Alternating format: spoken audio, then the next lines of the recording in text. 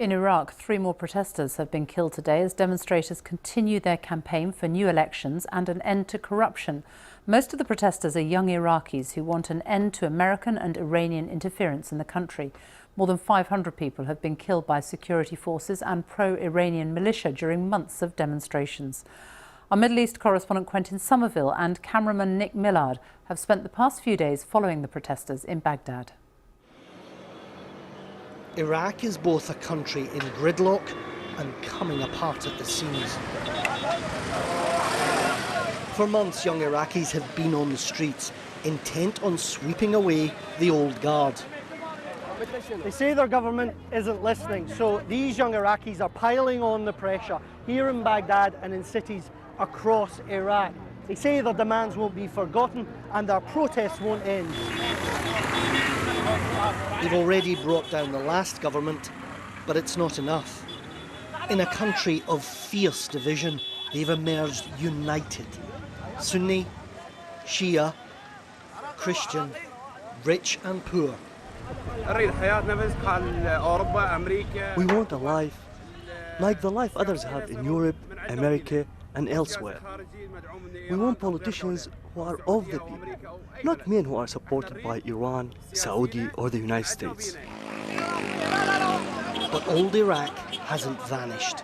Nearly 500 protesters have died, killed by security forces and pro-Iranian militia since October. Today's push is to bring Iraq to a standstill.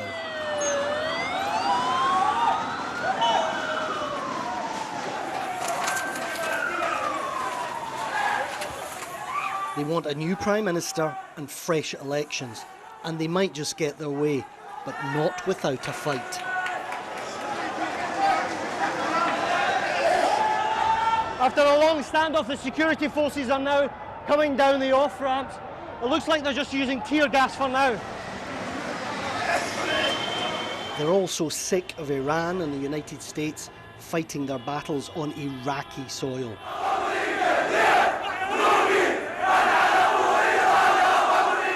Both be damned, they chant.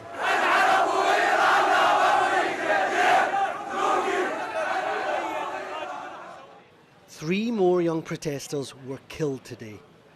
More names for a crowded memorial wall. This revolution already has too many martyrs. Safa al-Sarai is one of them. He wanted an Iraq without corruption and sectarianism. An idealist and a revolutionary, Safa's face is now everywhere.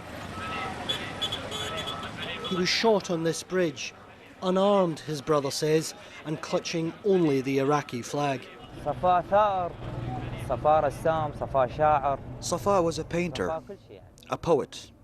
He loved Iraq very much and sacrificed his life for it. We were not surprised by his martyrdom, and we are all willing to sacrifice for Iraq. Their struggle now is to stop the movement being hijacked by those they oppose. In Iraq, power, religious, political and foreign, lies in the shadows. These protests may look familiar, but they're not. They transcend social class and religious sect. That and their scale make them unprecedented for Iraq. The odds are stacked against these young people, but they say they have no choice. Their lives and their future will depend on what happens on these streets. So tonight they're back at the barricades, resisting and waiting for the new Iraq. Quentin Somerville, BBC News, Baghdad.